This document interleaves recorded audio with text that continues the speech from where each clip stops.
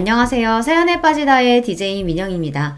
오늘도 두 가지 사연 준비되어 있으니 재미있게 들어주시고요. 구독과 좋아요 버튼도 눌러주세요. 그럼 오늘의 사연 바로 시작해 볼게요. 안녕하세요. 저는 새침댁이지만 엄마 생각하는 마음만큼은 비단결보다 더 고운 사춘기 딸아이를 키우며 살아가는 40대 엄마입니다. 지금은 딸아이와 마치 둘도 없는 단짝 친구처럼 투닥투닥 즐겁게 지내고 있지만 사실 제가 제 아이한테 참 미안한 게 많아요. 엄마가 심적으로 불안정할 때가 있어서 아이를 불안하게 만든 전적이 있거든요.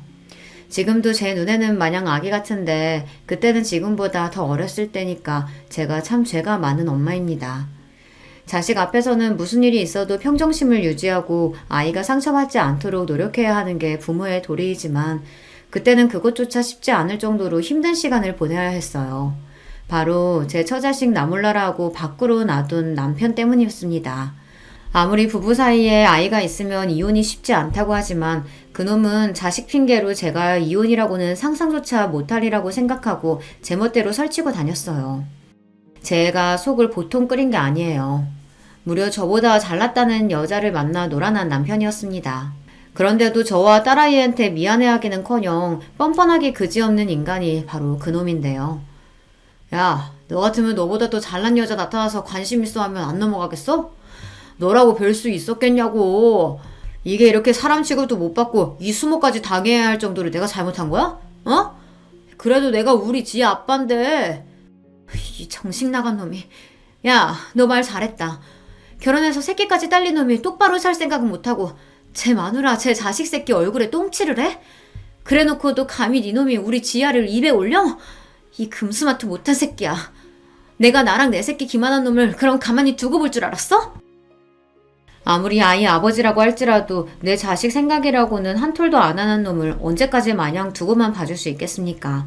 저 역시 속이 썩어 문드러질 때까지 가슴을 치고 이를 간 끝에 결국은 제 모든 걸 다 걸고 그놈에게 철저한 복수를 감행하게 되었습니다. 사건은 지금으로부터 1년 전 무렵에 일어났어요. 당시 저는 결혼 10년 차를 넘긴 가정주부였습니다. 저희 딸아이가 12살 때였어요. 아이 나이를 보시면 아시겠지만 속도 위반으로 생긴 아이였습니다. 사실 제가 지금 남편과 그렇게 꼭 결혼하고 싶은 마음은 없었어요. 당시 소개팅을 통해 처음 만났던 남편을 2년 넘게 만나고는 있었지만 저도 직장 생활을 하고 있었고 제 생활이 꽤 만족스러웠습니다. 집안이 엄한 편이었기 때문에 본가에서 잘할 때는 할 수 없었던 취미생활이나 저 편할 대로 지내는 일상이 참 좋았거든요. 가급적이면 결혼 전에 이런 시간을 충분히 가진 후에 천천히 결혼을 하고 싶었습니다. 서경 씨는 가만 보면 우리 관계를 너무 가볍게 생각하는 것 같아. 나는 처음부터 서경 씨 아니면 결혼할 생각 없다고 할 정도로 우리 관계에 진지한데 꼭 나만 그런 것 같아. 아이, 그럴 리가 있어. 나도 태훈 씨한테 마음 없었으면 뭐하러 일부러 시간 내서 사람을 만나겠어. 내 성격 안 그런 거 잘 알잖아. 네, 제가 워낙 집순이였던지라 그 말이 틀린 건 아니었어요. 굳이 별일 없는데 외출해서 사람 만나고 그러는 게 저는 좀 피곤하더라고요. 그래서 그때까지 그 나이가 차도록 변변하게 연애도 길게 지속하지 못했었습니다. 연애라는 게 생각보다 노력이 많이 필요한 일이더라고요. 지금도 매일같이 밖에서 데이트하는 젊은 커플들을 보고 있으면 둘 다 에너지가 참 대단하다 하고 싶고 그래요.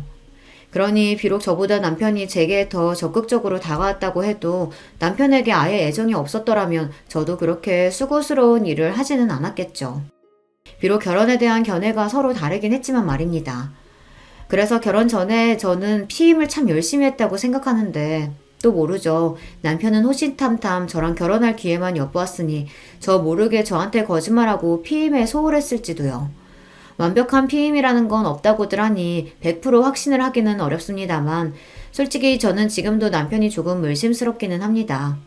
그거야 후일담이고 어떻게 생겼든지 언제 생겼든지 간에 제 딸아이가 제 인생 그 무엇과도 바꿀 수 없는 제게 가장 소중한 존재라는 것은 변함이 없습니다. 그 아비가 어떤 인간인지와는 별개로 아이는 제게 그 이전까지는 전혀 알지 못했던 새로운 영역으로 제 삶을 확장해준 제게는 우주와도 같은 존재니까요. 워낙 보수적이고 가부장적이셨던 저희 친정아버지는 막내딸의 혼전 임신 소식에 노발대발하셨습니다. 당연히 귀한 딸 시집도 가기 전에 덜컥 임신부터 시키는 예비사위를 못 잡아먹어서 안달이셨습니다. 그러면서도 주변에 소문이라도 날까 싶어 전전긍긍 하셨으니 저희 결혼은 사실상 예정되어 있던 거나 마찬가지였어요. 남편 역시 저희 집안 사정이 그런 걸 진작 알고 있었으니 제가 결혼 전에 임신하게 되면 무조건 저랑 결혼할 수 있다는 것도 알고 있었겠죠. 비록 그 일로 장인어른의 못마땅한 사위가 되었지만 말입니다. 그래도 결혼 허락받을 때까지는 저희 아버지 앞에서 미안한 척이라도 하더니 결혼에 성공하고 나니 그때부터는 저희 아버지한테 잘 보일 노력조차 안 하더라고요. 그야말로 결혼 자체가 목적이었지 싶습니다.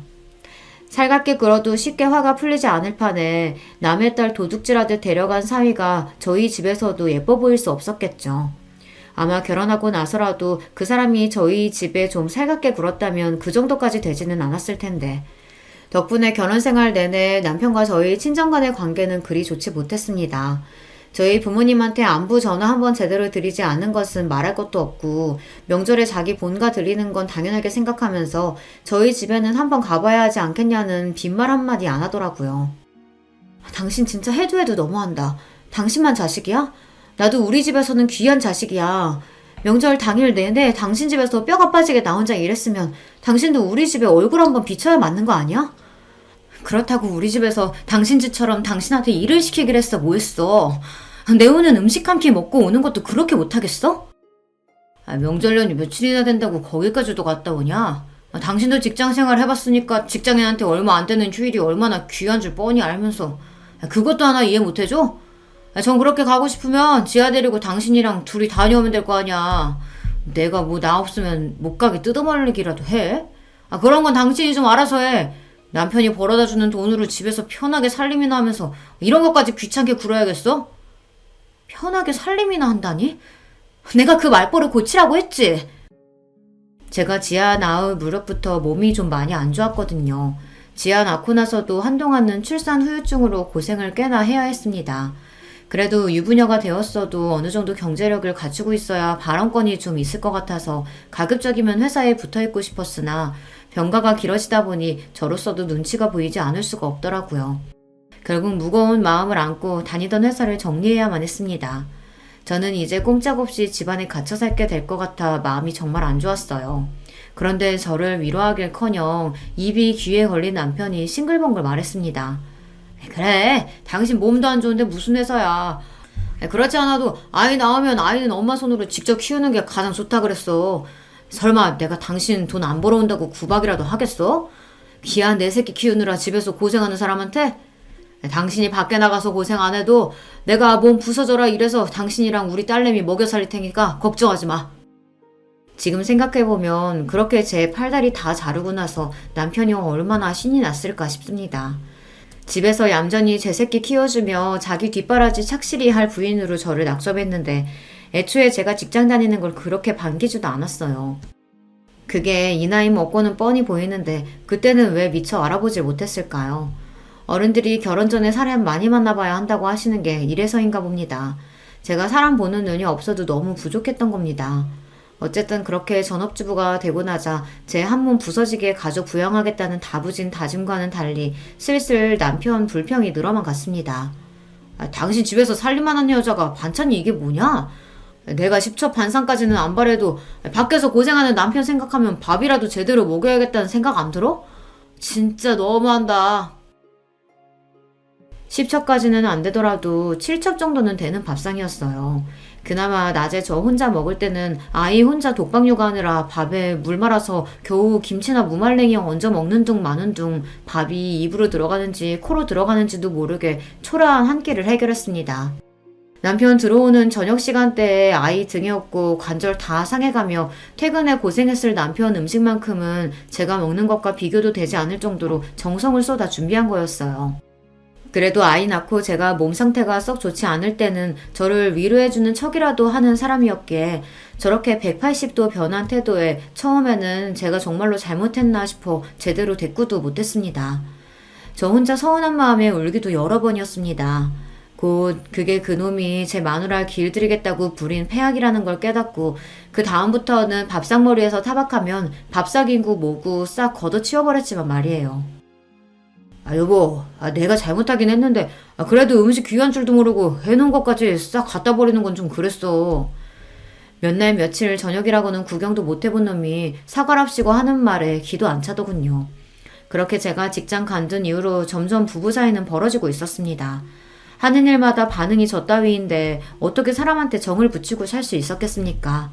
그저 이미 생긴 딸아이 아비 없는 자식 만들 수는 없으니 이 악물고 참았던 거죠. 내가 돈만 있으면 이 더러운 걸 안 보고 우리 지아 데리고 단박에 이 집구석 박차고 나가는 건데 그런 생각을 얼마나 했는지 몰라요. 하지만 아이 낳고 경력 단절을 경험해 보신 주부님들이시라면 다들 공감하시겠지만 제 취업이라는 게 결코 쉬운 일이 아닙니다. 거기다 아이까지 딸려있으면 더하죠. 중년 여성들이 일할 수 있는 자리가 마트 캐셔밖에 없다는 소리가 괜히 나온 소리는 아니더라고요. 저도 아이 재워놓고 남편 몰래 조금이라도 돈 벌 수 있는 방법이 없을까 취업 사이트를 뒤적이다 한숨을 쉬며 덮은 적이 한두 번이 아니었습니다. 그나마도 아직 아이가 유치원도 가지 않았던 당시로서는 혼자서 집에서 독박 육아하고 있는 제가 할 수 있는 일이라고는 없었어요. 아이 키우는 것만으로도 정말 잠이 모자랄 지경이었으니까요. 자연히 남편한테는 관심이 많이 벌어졌습니다. 대화가 길어지면 꼭 사람 말투리를 잡고 늘어지는 사람이니 길게 대화를 하고 싶지도 않았습니다. 저와 몇 번의 기싸움 끝에 제가 쉽게 자기 뜻대로 고분고분해질 유형의 인간이 아님을 파악했는지 이제 남편도 특별히 할 말이 없으면 굳이 저한테 말을 붙이지는 않더라고요. 부부라고 하기엔 다소 삭막하다고 느껴질 수 있지만 애초에 저희 관계를 이런 식으로 몰아간 건 역시 남편이었습니다. 솔직히 제 입장에서는 남편에 대한 원망이 적지 않았습니다. 우리 딸이 제게 존재 자체가 축복인 것과는 별개로 아이가 생기는 과정 역시 제 입장에서는 석연치 않았어요. 결혼 이후 저나 저희 친정을 대하는 태도도 실망스럽게 짝이 없었습니다. 거기다 제가 직장 관두고 싶어 하지 않는다는 걸 뻔히 알면서 제가 회사 정리할 때 보였던 그 즐겁기 짝이 없는 태도는 또 어떻고요. 그 이후로 제 새끼 키우고 살림하느라 몸이 남아나지 않는 제 마누라를 마치 식충이처럼 취급하던 건방진 태도는 말할 것도 없습니다. 결론부터 말하자면 제 결혼 생활은 이미 실패나 다름없었어요. 집에 월급 가져오는 것 말고는 제 입장에서 이점이라고는 단 하나도 없는 결혼 생활이었습니다. 그나마 그것도 제가 결혼하지 않았더라면 제 한 몸 먹고 사는 데는 전혀 지장이 없었으니 그리 이점이라고 할 것도 못 되지만요. 그래도 어찌되었든 제 새끼 아빠이고 남편이 벌어오는 돈으로 우리 딸 먹이고 입히고 있으니 저도 제 할 도리는 최선을 다해서 임했습니다. 저희 친정아버지 어머니 앞에 얼굴 한번 제대로 비추지 않는 남편이었지만 저는 시댁 행사에 빠짐없이 참여해 몸이 부서져라 음식이며 살림이며 해냈어요. 반찬 투정하는 남편놈 딱 굶겨 죽였으면 싶었으나 매일 저녁 정성 들여 저녁 준비를 했습니다. 철마다 보양식 해다 바치는 것도 빼먹지 않았고요. 생각해보면 결혼 전에 남편이 왜 그렇게 저랑 결혼 못해서 안달이었는지 이해 못할 것도 아니에요. 그렇게 속을 부글부글 끓이면서도 결국은 아내의 할 도리를 다 해내는 저였습니다. 그런 제 성정을 진작에 알아차린 거였겠죠. 결혼만 하면 자식 알아서 키워주고 식사며 살림이며 완벽하게 되는 그런 안락한 가정을 가질 수 있는데 결혼 전 그 잠깐 제 앞에서 알람방귀 끼는 게 뭐 그렇게 어려웠겠습니까? 영업직이라서 퇴근이 이른 편도 아닌데 집에 와서 꼬박꼬박 저녁 받아 챙겨 먹는 걸 보면 그리 음식 타박을 해도 제 요리 솜씨를 썩 만족스러워 한다는 걸 알 수 있었어요. 주둥이로 나불나불 음식이 어떠니 어쩌고저쩌고 하는 것도 저 길 한번 들여보겠다는 개수작인 건 티가 나도 너무 났어요. 그 시간에 퇴근하면서 그놈이 먹은 게 아무것도 없었겠습니까? 맨날 하는 일이 접대인데 술을 처먹든 밥을 처먹기는 먹기야 했겠죠. 나날이 뒤룩뒤룩 튀어나오는 뱃살이 그 증거였어요. 심지어는 지 입맛에 맞는 반찬 해주면 도시락 싸달라는 얘기까지 했습니다. 회사에서 식대에 빤히 나오는데도 말이죠. 하여간 식탐까지 참 징그러운 인간이었어요. 남편이 하는 일은 의료기기 영업일이었어요. 사무실에 붙어있는 때는 출근 시간이 잠깐이 대부분이었고 주로 인근 병원을 돌며 의료기기 영업을 했습니다. 의료기기뿐만 아니라 의료 쪽 대부분이 영업일이 꽤 만만치 않다는 건 들어서 알고 있었어요. 그만큼 병원 상대로 접대도 많은 편이었죠. 거나하게 술에 취해 밤늦게 들어오는 남편을 보는 일은 흔한 일이었습니다. 다른 사이좋은 집 가정이었으면 그런 남편이 걱정스러울 수도 있었겠으나 술이면 환장을 하는 남편이었어요. 다른 영업직 사원들은 원치도 않는 술 마시는 걸 그렇게 괴로워한다고들 하던데 이 인간은 회사에서 책정한 접대비로 공짜 술 실컷 마실 수 있으니 돈 굳었다며 주책스럽게 좋은 티를 감추지를 못했습니다. 그런 놈 뭐 예쁘다고 걱정씩이나 해주겠어요. 그저 꿀물 한 잔 타다 주며 제 할 일 다 했다 했죠. 그렇게 씻지도 않고 널브러진 남편 옷을 여느 때처럼 정리하기 시작했습니다. 정리라고는 도통 할 줄 모르는 인간답게 항상 재킷 주머니는 접대 영수증부터 온갖 잡동사니와 자잘한 쓰레기가 가득했습니다. 그런데 그날은 이상하게 영수증 하나가 유독 눈에 들어오더라고요. 호텔 객실 결제 영수증이었습니다. 술집이나 식당은 물론이거니와 시시때때로 들어가는 각종 선물들로 별의별 영수증이 다 튀어나오고는 했지만 호텔 영수증은 또 처음이었어요. 대번에 드는 생각이 이 인간이 나가서 여자라도 만나나 하는 거였죠. 저한테 그리 살가운 사람도 아니니 그런 생각이 드는 게 당연하지 않겠어요. 하지만 곧 남편의 동료 직원 와이프가 들려줬던 이야기가 생각났습니다. 한 번은 그 사람 옷에서 숙박명소 영수증이 나와서 제가 집안에 뒤집은 적이 있었어요. 남자 옷에서 그런 게 나오는데 아내 입장에서 눈이 뒤집히는 게 정상 아니겠어요? 근데 알고 보니까 접대하는 의사놈이 자기 내연녀랑 호텔 가는데 카드 긁어달라고 하더래요. 어차피 네 돈 아니고 니네 회사에서 접대비 명목으로 나오는 돈 아니냐면서.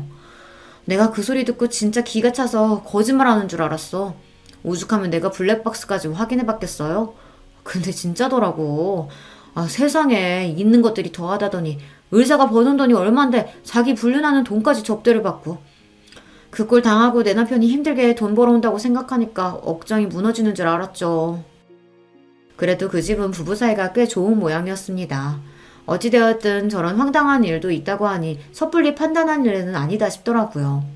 솔직히 남편이 불륜을 저질렀다고 한들 놀랍게 느껴지지도 않았어요.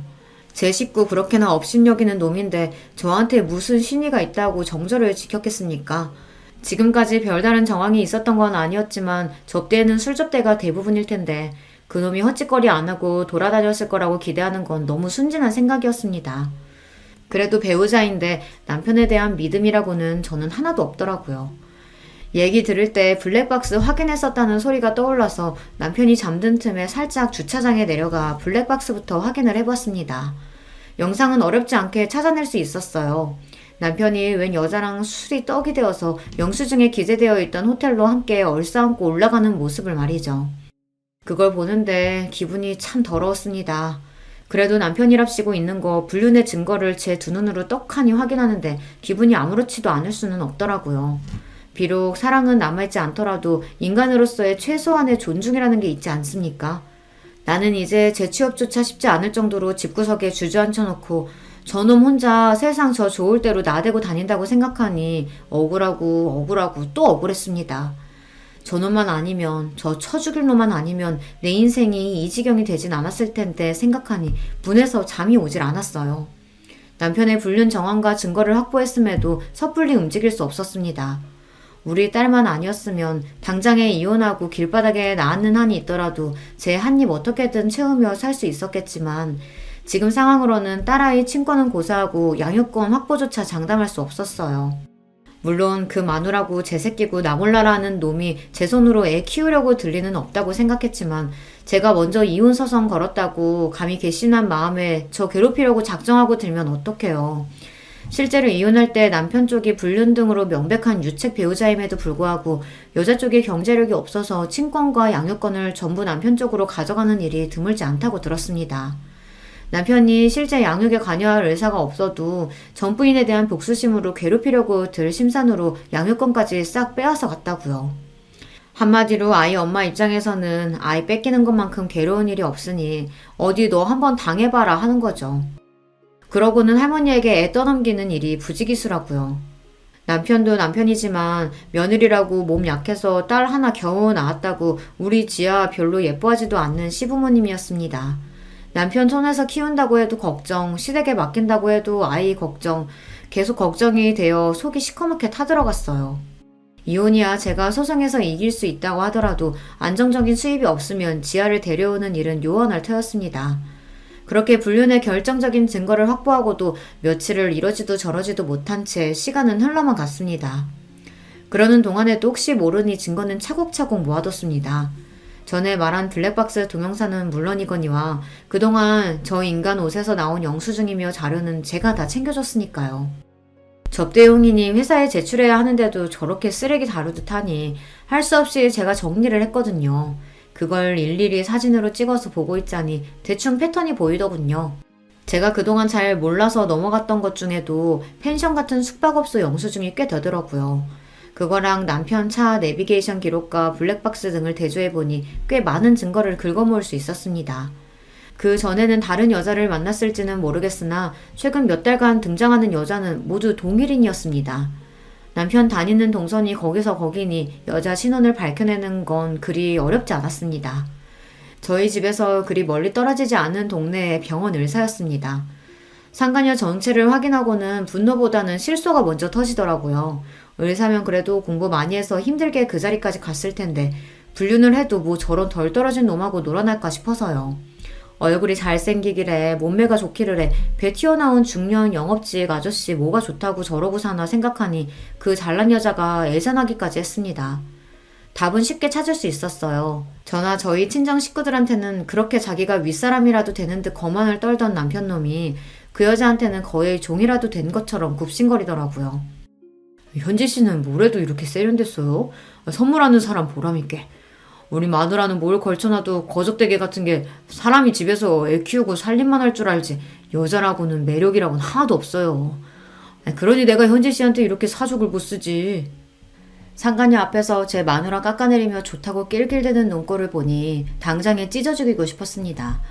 저라고 남자로서 매력이라고는 코털만큼도 없는 저 같은 놈하고 살고 싶어서 같이 사는 줄 알아요. 우리 지아 아니었으면 진작 버렸을 놈이 감히 상간녀라는 여자 앞에서 저를 여자로서 전혀 가치도 없다는 식으로 이야기하자 수치심에 몸이 덜덜 떨렸습니다. 그 이후로도 갖은 더러운 음담패설을 주고받으며 꼴값을 떨고 있는 연놈들을 보고 있자니 구역질이 나서 참을 수가 없었습니다.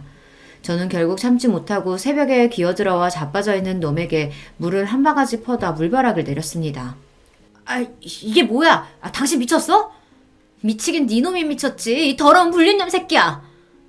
제가 소리를 빽 지르자 생각지도 못했던 일격에 놈 얼굴이 싹 굳어버렸습니다.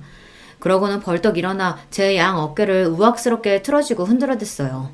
야, 너 그거 어떻게 알았어? 어? 이거 놔. 안 놔? 놔, 이 새끼야. 그렇게 한참을 실랑이하다 서로 씩씩대며 노려보는 대치 상태가 되었습니다. 당장 네 더러운 짓거리 블랙박스 영상으로 다 확인했다 쏘아붙이려다 그래도 상황이 어찌 될지 모르니 아직 까발릴 일은 아니라고 생각했습니다. 그렇게 사방팔방 세상 무서운 줄 모르고 설치고 돌아다니는데 네 놈 아는 사람 하나 못 볼 줄 알았냐? 내가 없어도 아주 유부녀랑 붙여먹을 생각에 눈가에 배는 게 없었나 봐. 어? 너 현지씨 신상까지 털었어? 와, 너 진짜 무섭다. 이런 뻔뻔한 놈이 그게 불륜한 놈이 할 소리야? 네가 이렇게 독한 여자니까 내가 밖으로 놔둘 수밖에 없는 거야. 이미 얘기 들었다니까 더 숨길 것도 없고. 야, 너 같으면 그런 여자가 관심 있었는데 그냥 있겠냐? 집에서 후줄근한 여자만 보다가 그 잘난 여자가 만나보자는데 싫다고 하겠냐고. 거기다 무려 의사인데 내가 이때 아니면 언제 또 의사를 만나보겠냐? 너보다 능력 좋지 얼굴 예쁘지 길 가는 남자 갖고 물어봐라. 열이면 열 다 너보다 우리 현지씨를 택하지. 야, 너 말 다 했어? 할 말이야 차고 넘치지. 너 행여나 이혼 한 해만에 설칠 생각하지 마라. 너 이혼 소송 거는 그 순간 우리 지아랑은 못 볼 줄 알아. 변변한 직업도 하나 없는 게 무슨 능력으로 내 딸을 데려다 키워? 군소리 말고 넌 지금껏 하던 대로 집안일이나 하고 우리 지아나 잘 키울 생각이나 해. 너같이 아물짝에도 쓸모없는 여자를 그래도 마누라라고 데리고 살아주는 나한테 고맙게 생각하고. 알았냐? 그러고는 자리를 박차고 나가버리는 남편놈이었습니다. 저는 머리채를 잡아도 시원찮을 판에 지아 얘기가 나오자마자 말문이 막혀서 시원하게 대꾸 한번 못해준 게 억울해서 그 자리에 주저앉아 세상이 떠나가도록 엉엉 울기 시작했습니다. 그 소리에 자다 깬 지아가 후다닥 안방으로 건너왔어요. 엄마 왜 그래? 지아야. 아이가 보는 앞이니 어떻게든 진정을 해야 하는데 도저히 감정을 주체할 수가 없었습니다. 제 엄마가 나라라도 잃은 듯 처절하게 울부짖고 있는 꼴을 보는데 아이가 얼마나 놀랐겠습니까? 딸아이 역시 저를 보면서 따라 울기 시작했어요. 엄마, 울지마, 엄마. 지아야, 아이고 내 새끼. 그렇게 모녀가 그 새벽에 한참을 얼싸안고 통곡을 했습니다. 다음날 아침 저도 저지만 우리 아이 꼴도 말이 아니었어요. 목이 퉁퉁 붓고 눈이 불어 터지도록 울어댔으니 미열까지 나는 딸아이를 보며 복수심에 가슴이 타들어가는 듯 했습니다. 남편 놈 말 맞다나 우리 지아를 잃을 수 없으니 지금으로서는 이혼 소송조차 걸 수가 없었습니다. 그렇다고 이대로 놈 말처럼 쥐죽은 듯이 참고 살자니 그건 그것대로 화가 차올라서 도무지 견딜 수가 없었어요. 그놈이 아니라면 그 상간녀라는 여자에게라도 어떻게든 복수를 해야만 제 숨통이 트일 것만 같았습니다. 지금 생각하면 스스로도 참 어처구니가 없습니다만 저 여자가 남편 채갔으니 저도 저 여자 남편 채가는 게 공평한 일 아니냐는 생각이 들었어요. 평소에 사랑이라고는 코딱지만큼도 없는 놈인데도 말이죠. 그만큼 저도 정신이 나가 있었어요. 여자 신원을 확보했으니 그 남편이 누구인지 알아내는 것 또한 어렵지 않았습니다. 잘난 여자의 남편답게 상간녀 남편은 제법 건실한 회사를 운영하고 있는 한 회사의 대표님이었어요. 회사 홈페이지에 대표 소개에서 확인한 사진을 보니 외모도 멀끔한 것이 제 남편놈하고는 비교하는 게 미안할 지경이더라고요. 도대체 그 여자 정신 상태가 어떻게 되어먹은 건지 의심스러울 정도였어요. 하기야 불륜하는 것들 심리를 정상인인 제가 어떻게 이해하겠습니까? 저 같은 평범한 여자가 쉽게 만날 수 있는 사람이 아니니 그 남자한테 접근하는 것조차 쉽지 않았습니다. 그렇게 회사 앞에 죽치고 며칠을 지켜본 결과 회사 접대 차원에서 점심시간대에 그 남자가 자주 가는 고급 한정식집이 있다는 걸 알아낼 수 있었습니다. 그래도 하늘이 저를 아주 버리진 않으셨는지 마침 그 식당에서 서빙을 할 직원을 모집하고 있더라고요. 저는 결혼하고 처음으로 샵까지 들러서 최선을 다해 그럴싸하게 용모를 꾸미고 실로 오랜만에 면접을 보았습니다. 그래도 제가 아직 죽지는 않았던지 임시 파트타임으로나마 일자리를 얻을 수 있었습니다. 그렇게 며칠을 호시탐탐 그 남자가 오길 기회만 노리고 있었어요. 마침내 예약 명단에서 그 남자 이름을 발견했을 때는 심장이 미친 듯 방망이질 치기 시작했습니다. 여기까지 왔으니 뭐라도 해야 하는데 이건 보통 사람이 할 짓이 아닌 일인지라 제가 말이나 제대로 할 수 있을지 긴장되었어요. 그렇게 떨리는 속마음을 감추고 접대 상대와 함께 예약실로 들어선 그 남자 앞에서 겉으로는 침착하게 서빙을 했습니다. 함께 오신 분이 통화 용건이 있으신지 잠시 자리를 비우셨을 때 이때가 아니면 기회가 없다 싶었어요. 제가 도대체 무슨 생각으로 그 사람 앞에 가서 섰는지 모르겠습니다. 저는 어색하게 웃으며 말했어요. 식사는 맛있게 잘하고 계신가요? 네. 네. 맛있게 잘하고 있습니다. 감사합니다. 접대 중간에 갑자기 말을 거는 제가 무례하게 느껴질 수도 있는데 당황하면서도 정중하게 대답하는 게 매너가 몸에 밴 사람 같았어요. 그 여자는 이런 남편을 놔두고 대체 왜 다시 한번 의문을 가지며 제가 말했습니다. 실은 제가 여기서 여러 번 뵀는데 대표님이 너무 멋지셔서요. 혹시 제가 차 한 잔 대접해도 될까요? 제 말에 그 사람 표정이 묘하게 바뀌었습니다. 제 입으로 말하기 민망하긴 하지만 며칠간 단단히 용모에 신경을 써서 제 겉모습이 그리 보기 나쁘지 않았습니다. 가벼운 남자라면 그냥 유익거리로도 한 번쯤은 눈길을 줄만하다고 생각해요. 비록 이런 짓도 아무나 하는 게 아닌지 그리 말을 걸고도 두려운 마음에 손이 벌벌 떨렸지만 말입니다. 하지만 그 사람 반응은 단호했어요. 혹시 모르시고 하신 말씀인지 몰라 말씀드리자면 저 유부남입니다. 아들도 둘이나 있고요. 지금 그 말씀은 못 들은 걸로 할게요. 잠깐만. 저도 모르게 당황해서 물컵을 실수로 쳐서 넘어뜨렸습니다. 제 손이 벌벌 떨리는 걸 그 사람도 분명 보았을 거예요. 분명한 거절 의사에 저도 모르게 안도하는 마음이 들었다는 걸 깨닫자 순간 저 스스로가 너무 한심해서 수치심을 견디기가 어려웠어요. 뒷말을 잇지 못하고 제가 눈물만 뚝뚝 떨구자 갑작스러운 상황에 그분도 당황스러워 보였어요. 간신히 눈물을 추스르고 기어들어가는 목소리로 제가 말했습니다. 정말 죄송합니다.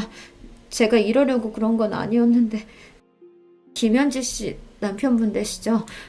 제가 꼭 드려야 할 말씀이 있어서 실례를 무릅쓰고 들어왔어요. 정말 죄송합니다. 죄송합니다. 그분도 얼마나 황당했겠습니까? 거기다 자기한테 수작권 여자 입에서 나오는 제 아내의 이름이라니 제가 그분이라도 혼란스러웠을 겁니다. 이내 한숨을 쉰 그분이 제게 손수건을 건네시며 말씀하셨습니다. 이렇게 무서워서 덜덜 떠실 거면서 왜 그런 소리를 하셨어요? 무슨 일인지는 모르겠지만 대화가 필요할 것 같네요. 그렇게 뜻밖에도 상간녀의 남편과 제대로 된 대화의 기회를 얻게 되었습니다. 아내의 불륜 사실을 폭로하는 낯선 여자의 말에 그분 눈동자가 세차게 흔들렸으나 저한테 증거 자료가 이미 너무나 많았습니다. 결국 아내의 불륜 사실을 받아들이고 참담하게 일그러진 표정을 보니 죄송한 마음이었지만 그분이 좋은 분 같아서 더더욱 이 사실을 모르고 살기에는 아까운 분이라는 생각이 들었습니다. 알고 보니 상간녀와 상간녀 남편 사이에는 쌍둥이 아들까지 있더라고요. 저 유복한 가정에 눈에 넣어도 아프지 않을 귀한 아들들의 자기는 을사식이나 되는 완벽한 인생을 살고 있는 여자가 도대체 뭐가 아쉬워서 제 남편놈 같은 모자란 놈하고 그리 더럽게 놀아난 건지 다시 한번 그 여자 속내를 이해할 수가 없어 답답해졌습니다. 생각보다 빠르게 마음을 추스른 그분이 제게 말씀하셨어요. 솔직히 참담한 심정이지만 이석영 씨가 저한테 알려주지 않으셨다면 저는 아무것도 모르고 아내에게 속아서 살았겠죠. 그건 정말 감사드려요. 하지만 이석영 씨도 남편에 대한 분노가 크신 것 같은데 왜 이혼하지 않고 저한테 이런 방식으로 접근하신 건지 이해가 안 가네요. 저랑 우리 딸 기만한 저런 놈 당장이라도 버리고 싶지 않은 거 아니에요. 대표님은 넉넉하신 분이니까 제 마음 이해 못 하시겠지만 아무리 상대방이 유책 배우자라고 해도 아이 양육할 조건을 갖추지 못하면 아이 데려오는 게 쉽지 않아요. 그 인간 만나면서 직장도 원치 않게 그만둬야 했고 아이 키우면서 그간 공백이 짧지 않으니 제대로 된 직장 구하는 일도 쉽지 않은데 어떻게 쉽게 이혼 소송을 걸겠어요. 그러다 우리 딸 뺏기면요. 그놈도 그걸 아니까 불륜 저지르고도 저렇게 뻔뻔하게 나오는 거겠죠. 아마 그놈은 제가 대표님 만날 거라고는 상상하지도 못할 거예요. 자기 뜻대로 분해도 숨죽이고 제 뜻대로 살아줄 줄 알았겠죠. 하지만 이렇게라도 하지 않으면 도저히 견딜 수가 없어서 대표님께는 정말로 죄송합니다. 제가 그분께 아내의 불륜 사실을 알려드리기는 했으나 그렇다고 좀 전에 무례가 용납되는 건 아니었습니다. 제가 미쳐도 정말 단단히 미쳤었던 거예요. 우리 지아를 두고 남편 놈이랑 똑같은 더러운 짓을 하려고 했다니 이건 저희 딸에게 속으로 평생을 사죄해도 모자랄 겁니다. 제 사정 설명을 듣고 그분은 생각이 많아 보였습니다. 그러면 이렇게 하는 건 어떻겠습니까? 그렇게 그분 입에서 나온 말은 제 입장에서는 두 눈이 번쩍 뜨일 정도로 실로 놀라운 것들이었습니다. 그렇게 저희는 그날 날이 다 저물도록 두 눈을 형형히 빛내며 오랜 시간 심도 있는 대화를 나누었습니다. 그리고 또 며칠의 시간이 흘렀습니다. 제가 놈 불륜 사실을 알고 있음을 폭로한 다음부터 남편 놈은 자기한테 여자가 있다는 사실을 이제 감추지도 않았습니다. 오히려 그걸로 제가 상처를 입었다는 사실을 눈치채고는 간만에 풀이 죽은 제 모습에 흡족해 하기까지 해보였어요. 저는 놈이 그렇게 계속 착각 속에 살 수 있도록 평소와 다름없이 아이를 돌보고 그 쳐죽여도 모자랄 놈 저녁까지 따박따박 해다 바쳤습니다. 돼지처럼 처먹는 놈 목구멍에 콱 음식을 처박아서 죽여버리고 싶었으나 이것도 며칠만 참으면 된다고 애써 스스로를 달래며 때를 기다렸습니다. 그렇게 며칠 후 남편의 회사 게시판과 그 지역 최대 인터넷 커뮤니티에 익명의 글이 하나 올라왔습니다. 유부남 회사 직원과 역시 유부녀인 접대 대상 여의사의 불륜 정황이 담긴 동영상이 포함된 게시글이 말이죠. 바로 남편놈과 상간녀의 불륜 증거였습니다. 곧장 지역 커뮤니티가 터질 정도로 반응이 뜨거웠어요. 아무래도 그런 사이트를 이용하는 사람 중 지역 주부들 비율이 가장 높을 테니 그들에게야 이런 사건이 감정이입하기 가장 좋지 않겠습니까? 별로 볼 것도 없는 남편놈이 마누라 무시하며 너보다 잘난 여자랑 불륜할 테니 너는 애 뺏기기 싫으면 쥐죽은질 살라니. 유부녀들의 없는 분노도 끌어올릴 만한 대사였죠. 모자이크로 연놈들 눈만 가린 영상은 사실상 그냥 대놓고 둘 얼굴을 공개한 거나 다름없었습니다. 신상 털리는 건 순식간이었어요. 이 지역에서 일어난 일이니 한 달이 건너면 누구든 알아야 되는 건 너무 쉬운 일이었죠. 당장에 그 여자 병원부터 쑥대밭이 되었습니다. 저 여자랑 엮였다가 내 남편도 눈 돌아갈지도 모른다는 유부녀들의 특유의 유대는 아주 효과적인 도화선이 되어주었어요. 한나절도 지나지 않아 온 동네에 상간녀로 신상이 싹 퍼진 그 여자 피부과는 지역 블랙리스트에 당당하게 이름을 올리는 기염을 토했습니다. 피부과 고객들이 대부분 여자인데 온 동네 여자들의 공공의 적이 되었으니 이 동네에서 병원 장사하는 건 텄다고 봐야죠. 야, 너 미쳤어? 너 죽고 나 죽자는 거야, 뭐야? 남편님이 회사에서 이미 욕이며 봉변을 다 당하고 왔는지 씩씩대며 들어오는 거를 보니 드디어 내가 바라는 대로 착착 이루어지고 있구나 싶어 속이 다 시원했습니다. 감히 나한테 화를 내는 놈 면상에 있는 대로 힘을 실어 싸대기를 철썩 내렸었어요. 하루 만에 완전히 뒤바뀐 제 기세에 놈이 얻어맞은 면상을 부여잡고 어안이 벙벙해져 멍청하게 저를 쳐다보았습니다. 더러운 짓거리는 네가 했는데 왜 내가 죽어? 죽는 건 네 놈이랑 네 그 잘난 상간녀 그년이야. 너 진짜 제정신이야? 진짜 지아 뺏기고 싶어? 네 놈 주제에 무슨 수로 감히 나한테 우리 지아를 뺏어? 네 놈은 이제 네 놈 자리 보존하는 것도 목숨을 걸어야 할 판에. 이게 다 무슨 소리인가 싶으시죠? 이 상황을 설명하기 위해 며칠 전 상간녀의 남편과 대화를 나눈 시점으로 돌아가 보도록 하겠습니다. 저한테는 제 딸하고 같이 있는 게 가장 중요해요. 그 모욕을 당하고도 제가 참고 있는 건 그 이유밖에 없어요. 저도 자식 키우는 아버지입니다. 이석영 씨 마음 이해 못하는 거 아니에요. 그래서 말인데 우리끼리 힘을 합쳐보는 건 어떻습니까? 힘을 합쳐요? 네. 저도 배우자한테 이런 살떨리는 배신을 당해놓고 그 여자랑 계속 같이 살지는 못할 것 같아요. 제 쪽에서야 그 여자가 유책 배우자고 저한테 양육 능력이 있으니 소송은 제가 이기겠죠. 하지만 이석영 씨 남편도 저한테는 가해자 아닙니까? 기껏해야 저는 상간남 소송이나 할 수 있겠죠. 저는 둘 다한테 복수하고 싶습니다. 이석영 씨도 그걸 원하는 거 아닙니까? 그렇게 할 수만 있다면야 더 바랄 게 없지만 어떡해요? 이용 소송하시는 거 제가 도와드릴게요.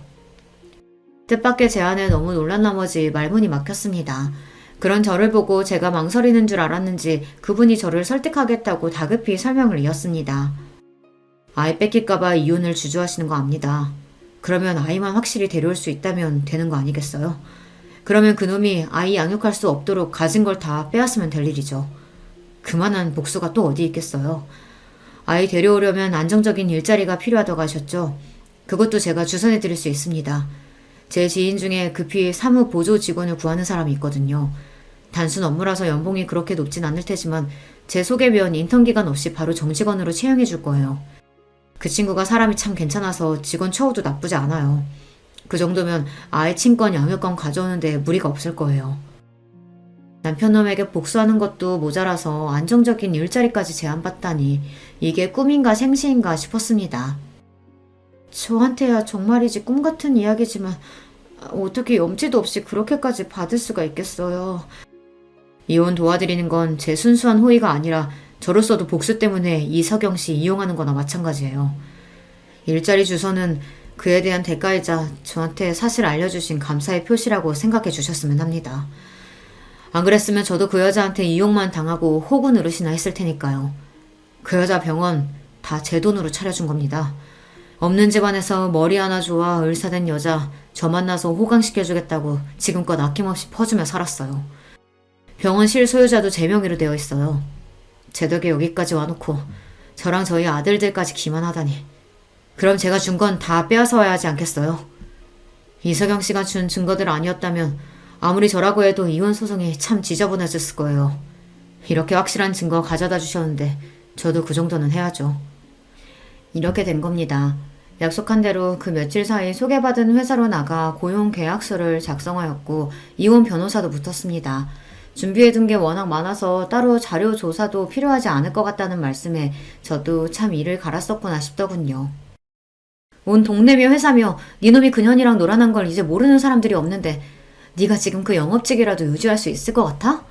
회사 접대비로 호텔까지 들락거려놓고 이 더러운 놈아.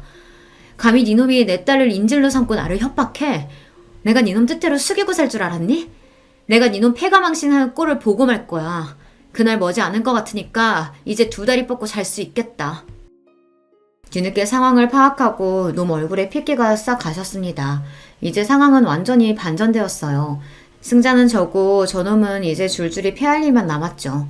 사채를 돌이킬 수 없음을 깨달았는지 그렇게 거만 떨던 놈이 제 앞에 부끄러운 줄도 모르고 무릎을 꿇었습니다. 여보, 제발 나 좀 살려줘. 나 우리 지아 아빠잖아. 천륜을 어떻게 끊어. 지아도 아빠가 회사 쫓겨나고 알고지돼서 집까지 쫓겨난다면 얼마나 마음이 아프겠어. 우리 지아를 봐서라도 제발 여보. 그 더러운 입 닥쳐. 나를 우리 친정 식구들을 사람 취급도 안 한 주제, 자식이라고 한 번 살갑게 안아주지도 않은 주제, 네 놈이 무슨 아비 자격이 있다고. 너 같은 쓰레기 같은 놈은 우리 지하 옆에서 꺼져주는 게 마지막 아비로서 할 도리야. 그리 잘났다는 네 상간녀년이랑 껴안고 같이 살면 되겠네. 아, 그 여자도 지금쯤 집에서 쫓겨났을 테니 이제 서로 별 볼 일 없으려나? 밖에 추운데 둘이 껴안고 있으면 좀 덜 춥지 않겠어? 꼴도 보기 싫으니까 내 집에서 썩 꺼져. 그렇게 그 더러운 상간남을 제 집에서 쫓아버렸습니다. 정말이지 기분이 날아갈 것만 같았습니다.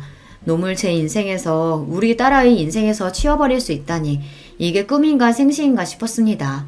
아마 그분 도움이 없었더라면 이런 시원한 결말은 상상조차 할 수 없었겠죠. 비록 배우자의 불륜 때문에 만난 얄궂은 인연이기는 합니다만 저한테는 분명 귀인이 틀림없었습니다. 더러운 불륜 이야기에 회사 이름이 떡하니 들어가게 만들었으니 회사 윗선에서도 남편놈에게 노발대발했습니다. 가서 계약 따오라고 쥐어준 회사 돈으로 제 불륜 노름하는 데 쓴 것도 모자라 호텔비까지 댔으니 명백한 횡령이기도 했죠. 남편이 해고되기까지는 긴 시간이 걸리지 않았습니다. 어디 해고뿐이겠어요. 회사 이름에 먹칠한 것도 모자라 횡령까지, 회사에서 놈에게 소송까지 들어갔더라고요. 무려 사측에서 개인에게 건 소송인데 놈 주제에 당해낼 지간이 있겠어요. 결국 거액의 배상금까지 물게 되었는데 그놈이 무슨 재간으로 그걸 갚아나갈지는 궁금하지도 않네요. 이혼 소송은 볼 것도 없이 저의 대승으로 끝났습니다. 불륜에 자녀 양육권을 두고 협박까지, 죄질이 너무 안 좋아 그런지 재판부에서도 이례적으로 많은 위자료를 책정해 주었습니다. 덕분에 지금 저희가 사는 집은 완전히 제 명의가 되었어요. 우리 딸 친권 양육권도 당연히 저한테 왔죠. 놈에게 양육비가 책정되기는 했으나 놈 주제에 그거 보낼 능력이 있을까 모르겠네요.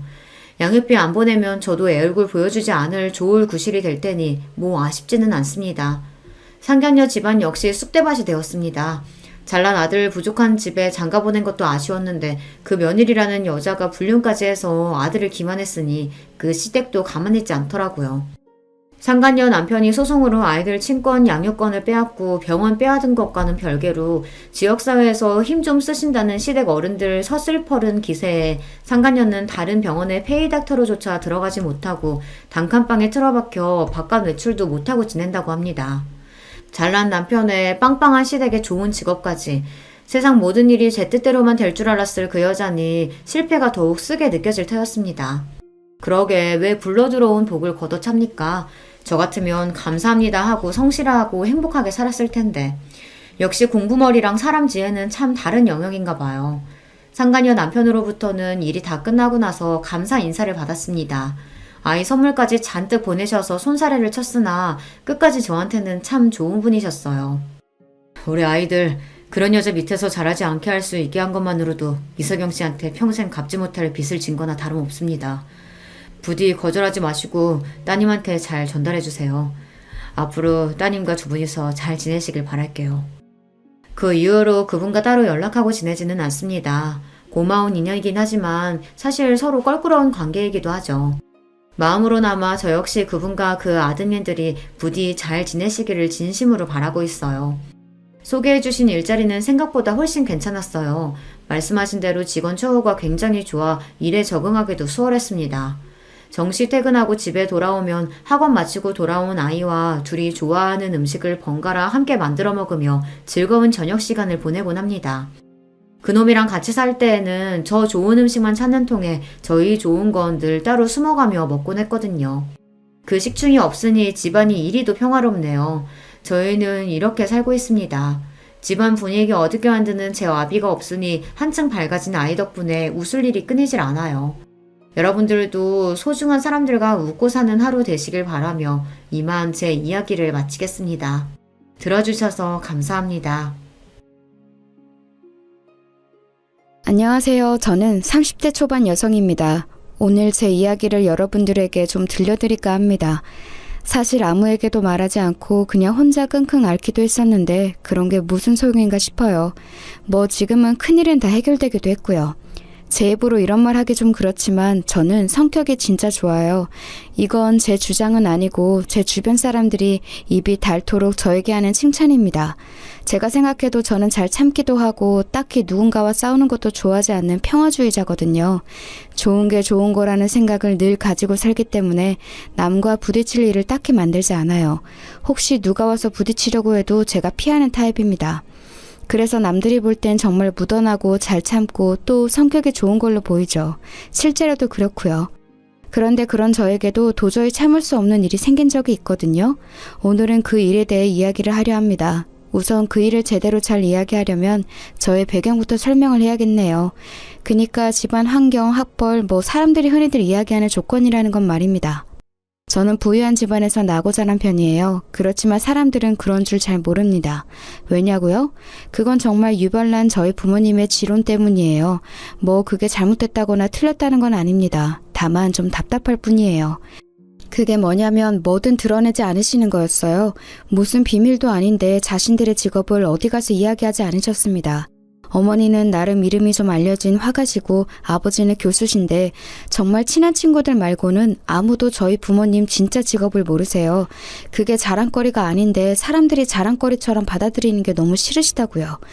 오죽하면 제 고등학교 담임 선생님들은 엄마가 그림 그리는 걸 취미로 삼는 전업주부에 아버지가 그냥 대충 애들 가르치는 일을 한다 정도로만 아세요. 학교에서 애기들 가르쳐요. 초등학교 교사인 줄 아는 사람이 대부분입니다. 나름 대한민국에서 제일 공부 잘한다는 학생들만 간다는 대학 교수를 있으면서 자기소개를 저렇게 한다니까요. 대단히 청렴결백해서 그러신가 보다 그냥 남들 앞에서 으스대는 느낌을 본인들이 받는 걸 극도로 싫어하시는 것 같아요.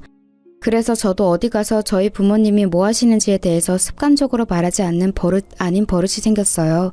어느 정도냐면 제가 결혼을 했는데 저희 시누이가 저희 어머니와 아버지의 정확한 직업을 모릅니다. 그냥 학생들 가르치는 걸로 그 정도만 알고 있어요. 저희 부모님은 제 인생에 별 관여를 하시지 않는데 이것 또한 어느 정도냐면 제가 적성에 안 맞는다며 대학을 그만둔다 했을 때도 그래라 이 한마디가 전부였을 정도예요.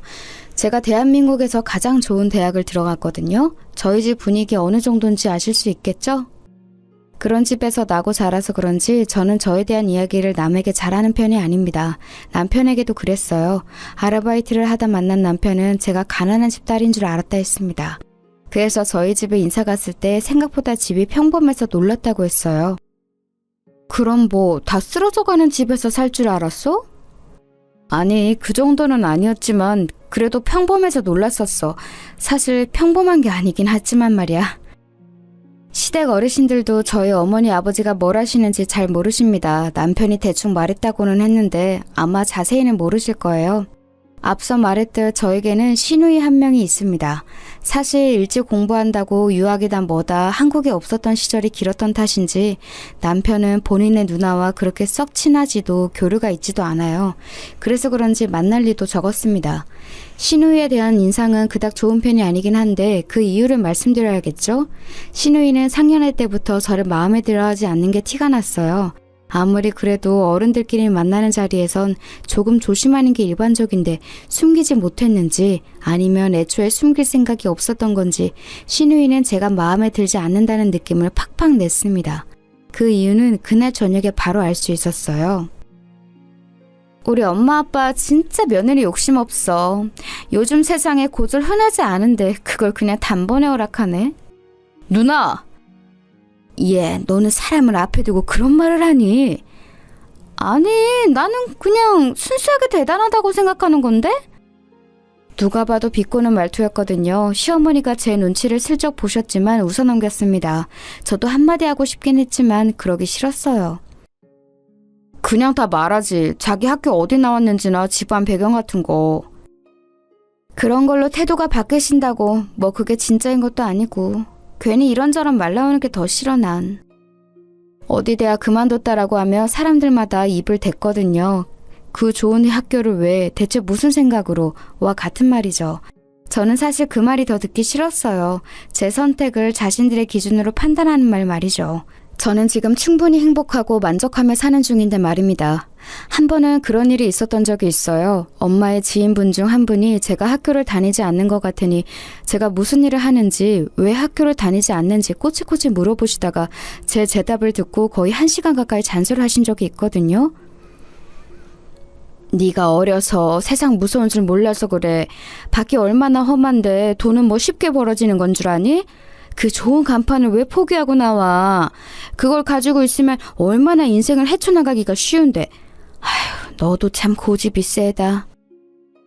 엄마의 지인뿐이라 아무 말 없이 듣고만 있었는데 엄마도 참고 있었던 건지 어쨌던 건지 듣다 한 소리 하셨었던 기억이 납니다. 하기 싫은 걸 하면서 불행한 삶을 사는 것보다 낫지 않겠어요? 요즘 애들 그런 식으로 억압하고 그러니까 사회 문제도 많이 생기는 거 아니에요. 저는 그냥 우리 애 하고 싶다는 거 하게 하려고요. 아유, 그래도 그게 아닌데 그 학벌이 너무 아까워서 그렇죠. 이 소리를 정말 거짓말 안 하고 만나는 어른들에게 다 들은 것 같아요. 물론 저를 위해서 해주시는 이야기인 거 알고 있고 감사하는 마음도 있지만 똑같은 이야기를 계속 듣다 보면 질리는 건 어쩔 수 없잖아요. 그때부터 저는 어디 가서 제가 어느 학교를 들어갔었는지 말하지 않는 습관 아닌 습관이 생겼습니다. 저는 학교를 그만두고 원래 좋아하고 하고 싶어 하던 빵 만드는 일을 배웠어요. 그리고 지금은 동네 유명 빵집에서 일하고 있고요. 남편은 제가 나온 대학은 아니지만 그래도 이름만 들으면 다 알만한 좋은 학교로 나와서 취직도 잘했습니다. 남편이 면접을 보러 다닐 때 제가 아는 분을 통해서 정보를 많이 줬거든요. 면접은 어떻게 보는 게 좋고 뭐 그런 것들 말이죠. 부모님 덕분에 인맥이 넓은 편이라 여기저기 좀 아는 분들이 많거든요. 어머니 아버지가 나 당신 덕에 취직 잘 된 거 알면 당신 업고 다니실 텐데 왜 말을 안 하겠다는 거야 대체. 그게 부담스러운 거야 자기야. 어렸을 때 저희 부모님이 왜 그런 걸 그렇게 싫다고 하셨는지 다 커보니 이제는 알겠더라고요. 오히려 그게 더 부담스럽고 싫어서 남편에게 그냥 먼저 나서서만 말하지 말아달라고 부탁했어요.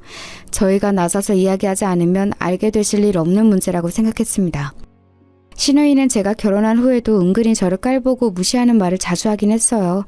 남편에게 들어보니 신우이는 어렸을 때부터 본인이 공부를 잘하는 것 그리고 학벌에 대한 집착이 좀 있었다고 하긴 하더라고요. 그래서 공부도 열심히 했고 매형도 제가 입학한 그 학교로 나온 사람이라고요. 한날은 뉴스를 보면서 열심히 우리나라 경제에 대해 이야기하다가 저와 눈이 마주쳤어요. 그러자 픽 웃으며 그러더군요. 누가 봐도 저를 깔보는 느낌이 묻어있는 말투와 표정이었어요. 아, 올케는 이런 어려운 이야기 못 알아듣나? 기본적으로 자기보다 못하다고, 그러니까 특히 학벌이 낮다고 생각하는 사람에 대한 무시와 우월감이 상당한 사람이었습니다. 뭐 그러려니 했어요. 그래봐야 자주 만나는 사람도 아닌데다가 저는 성격이 무던한 편이라 그런 이야기를 들어도 막 화가 나진 않거든요. 애초에 사실이 아니기도 하고요. 신우이가 나온 대학보다 제가 입학한 학교가 더 좋은 학교였거든요. 그렇게 뭐 기분은 나쁘지만 큰일은 없는 상태로 나름 잘 지냈습니다. 기본적으로 남편과 저는 사이가 좋은 편이었던지라 딱히 영향을 받지 않기로 했고 말이죠. 그러던 어느 날이었어요. 남편이 이러더군요. 아마 그냥 지나가는 이야기로 한 것 같았습니다. 누나가 교수 임용을 준비하나 봐. 박사학위 때문에 논문을 쓰고 있다는 이야기는 들었었는데 교수를 준비한다는 소식에 어느 학교인지를 물었습니다. 근데 뜻밖의 저희 아버지가 몸담고 계시는 학교였더라고요. 지금은 안식년이시라 2년째 쉬고 계시긴 했지만요. 그래서 아마 더 짐작도 못하시긴 했을 거예요. 저희 아버지가 유명한 교수님이라는 사실을 말입니다. 저희 아버지는 학계에선 나름 유명한 분이세요. 항상 늘 틀어박혀서 논문만 쓰고 공부만 하시기 때문에 아버지 수업을 듣는 학생들이나 동료 교수들 말고는 아버지 얼굴을 아는 사람은 많지 않지만 아버지 이름은 아는 사람이 많습니다. 신우이가 교수를 준비한다길래 들어보니 그 학교 학장님이랑 저랑 아는 사이더라고요. 아버지와 친하신 분이었어요. 모르면 몰랐지 알게 됐으니 그냥 넘어가기 좀 그렇긴 하더라고요. 내가 한마디 해줄까? 우리 신우이 누구라고? 뭐하러, 장인어른 그런 거 싫어하시잖아. 그래도 잘 되면 좋으니까. 자기 진짜 속도 좋다. 우리 누나한테 그런 소리를 듣고도 막 도와주고 싶어? 자기 누나니까 그렇지. 남편은 괜찮다고 하지 말라고 했지만 사실 준비를 한다는데 제가 아는 모르는 바닥도 아니고 알면서 모른 척하기가 좀 그렇더라고요. 그래서 친정을 간 날 아버지에게 슬쩍 말하긴 했어요. 신우이가 문학장님 계신 학교에 교수 임용 준비한대. 내 이야기 했어? 모른다며. 지금도 몰라. 말한 적 없어. 뭐 굳이 가족된 사람들한테까지 숨겨. 그렇게까지는 안 해도 돼. 딱히 숨긴다기보다 귀찮은 일 많아지는 게 싫은 거지. 엄마 아빠 누구다 하며 부탁 들어오는 게 한두 개인 줄 알아? 그랬더니 아버지가 허허거리며 미안하다고 하시더군요. 그리고 얼마 뒤에 전화가 왔어요. 문학장님께 딸내미 신우이가 거기 교수 지원한다고 했더니 이름 물어봐서 말해줬다고. 본의 아니게 백을 쓴 것 같았지만 뭐 실력이 아예 안 되는 사람은 아니었거든요, 신우이가. 그래서 그냥 좀 도와줬다고만 생각했어요. 뭘 바란 것도 아니었고요, 사실. 그리고 얼마 뒤 교수 임명이 확정되었다고 시댁에서 전화가 왔습니다. 그래서 가족들끼리 다 같이 밥을 먹기로 했다고요. 가서 말해. 자기가 도와줬다고. 뭐하러 그런 소리를 해. 그러자고 한 것도 아니고 나는 진짜 말 한마디 보탠 건데. 그리고 이렇게 한번 해줬다 그러면 다른 부탁도 여기저기서 들어오는 거 진짜 귀찮아. 나는 완전 생색내고 싶을 것 같은데 자기네 진짜 신기하단 말이야. 저는 정말 순수하게 생색낼 생각 없이 신우이를 축하만 해주러 나간 자리였습니다. 그런데 그 자리에서 일이 터졌어요. 요즘은 이혼이 흠도 아니잖아. 갑자기 뜬금없이 대화의 주제를 이혼으로 돌리더라고요. 저는 갑자기 그러기에 요즘 신우네 부부 사이가 좋지 않나 하는 생각만 하고 있었습니다. 그런데 그 화살은 저희를 향한 거였더라고요. 너희 애도 없잖아. 그거 지금 우리한테 하는 소리야? 너 이번에 승진 누락됐다며? 사실 얼마 전에 남편이 승진 시험을 봤는데 잘 봤다고 잘 될 것 같다는 이야기를 한 것과 달리 발표에는 남편 이름이 없었거든요. 그래서 그냥 자기보다 시험을 잘 본 사람이 있나 보다 했는데 그게 아니었던 겁니다. 실은 남편의 승진이 누락되는 과정에서 윗선의 개입이 있었고 남편 대신 승진한 사람의 부인이 그 윗선의 누군가의 부인과 동문이라는 이야기가 회사 내에 파다하게 소문이 돌았다더라고요. 남편과 저는 몰랐지만 그 이야기를 듣고 나서도 막 엄청 억울하거나 아쉽다거나 하진 않았어요. 워낙 낙관적인 성격들이라 다음에 또 기회가 있겠지 하고 넘겼었습니다. 그런데 신우이가 그 이야기를 어디서 듣고 왔는지 알고 있더라고요. 남편이 약간 짜증난다는 말투로 신우이를 보면서 말을 이어갔습니다. 그게 무슨 상관이 돼 대체? 요즘같이 인맥이 다인 시대에 물론 나는 인맥 없이 실력으로 된 거지만 그래도 대부분은 인맥이나 학벌이 다잖아. 그래서? 네가 부인을 잘 만났어 봐. 이번 승진도 네가 됐겠지. 네가 훨씬 평판도 좋고 시험도 잘 봤다며? 그게 그거랑 무슨 상관인데?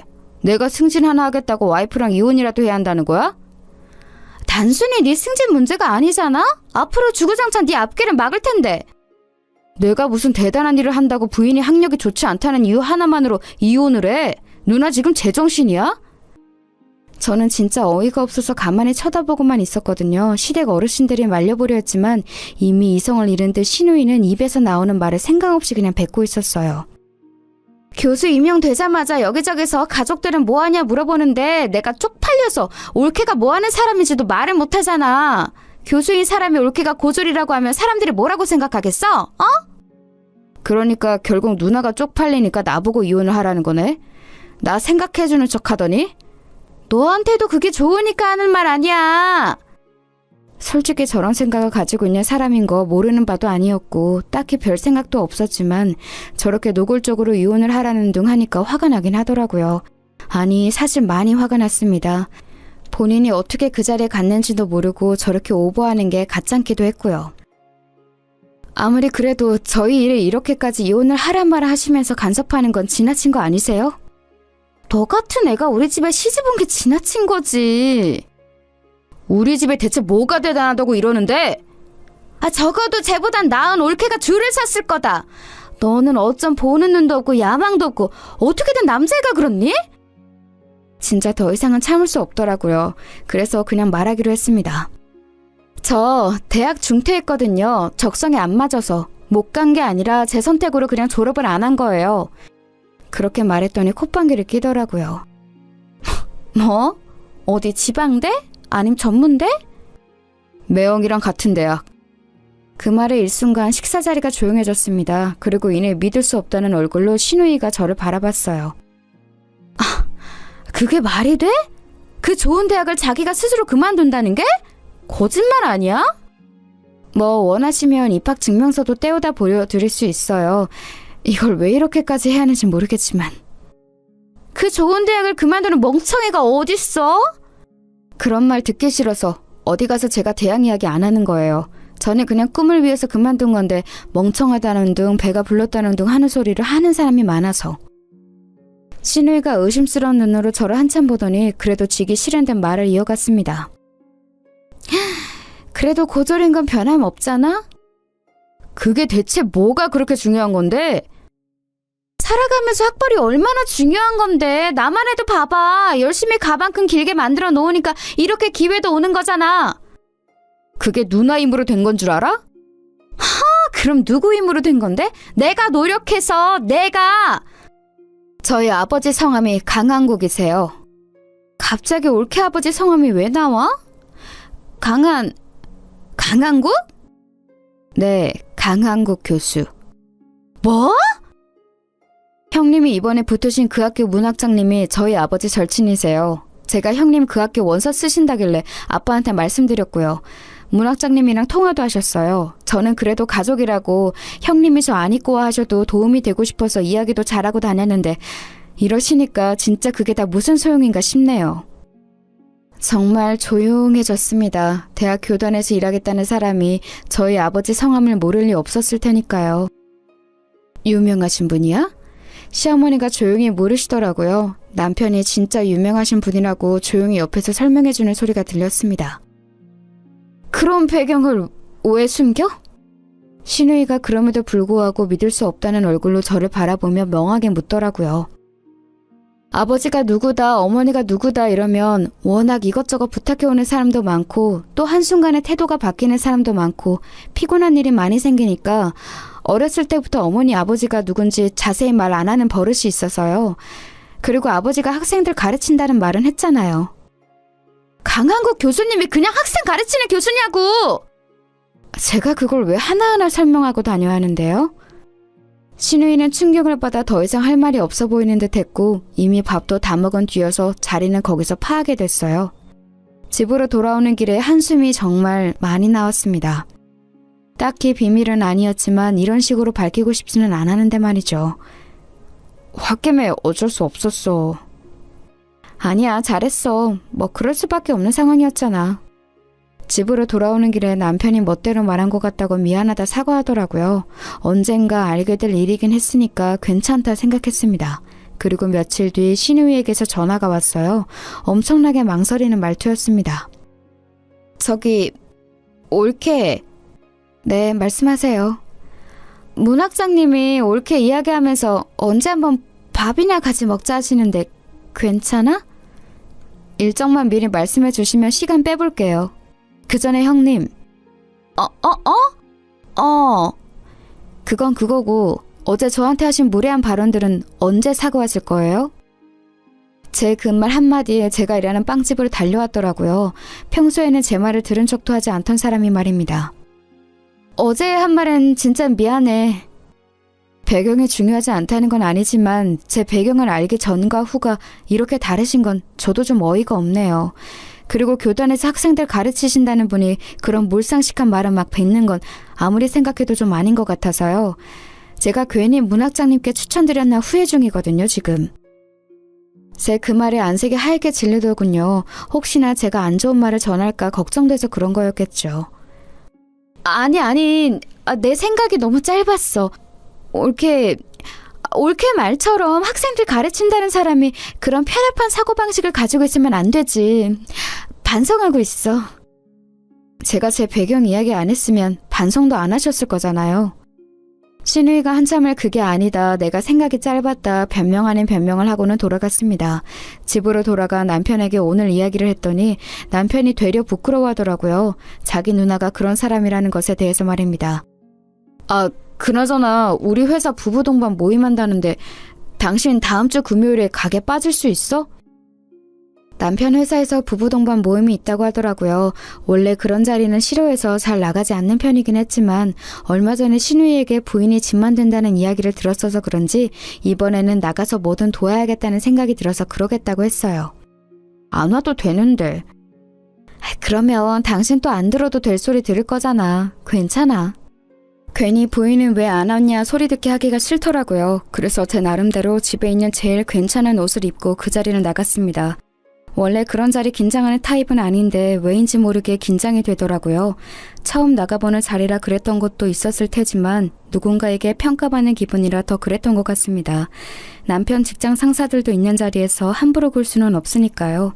그런데 제 옆자리와 앞자리에 그 남편의 승진을 누락시킨 상사의 부인과 그 부인과 동문이라 인맥으로 남편을 승진시켰다던 그 동료 부인이 앉게 됐어요. 운명의 장난인지 뭔지 말이에요. 우리는 동문이라 진짜 금방 친해졌거든요. 이런 곳에서 동문 만나기 쉽지 않은데 반가우셨겠어요. 은영 씨는 그런 건 모르지 않아요? 고졸이라고 들었던 것 같은데? 은연중에 깔려있는 저 무시, 자주 당하는 일이긴 했지만 저는 별 기분이 나빴던 적은 없는데 이 자리에서는 기분이 나쁘더라고요. 남편을 무시하는 것까지 느껴져서 더 그랬던 것 같아요. 그래서 그냥 말을 하기로 했습니다. 어차피 다시 볼 사람들도 아니고 귀찮은 일이 안 생길 거라 생각했거든요. 졸업을 안 한 거지 학교는 들어가서 아예 모르진 않아요. 그렇게 말했더니 살짝 웃는 게 보이더라고요. 보나마나 네가 나와봤자 지방대나 전문대라는 생각을 했겠죠.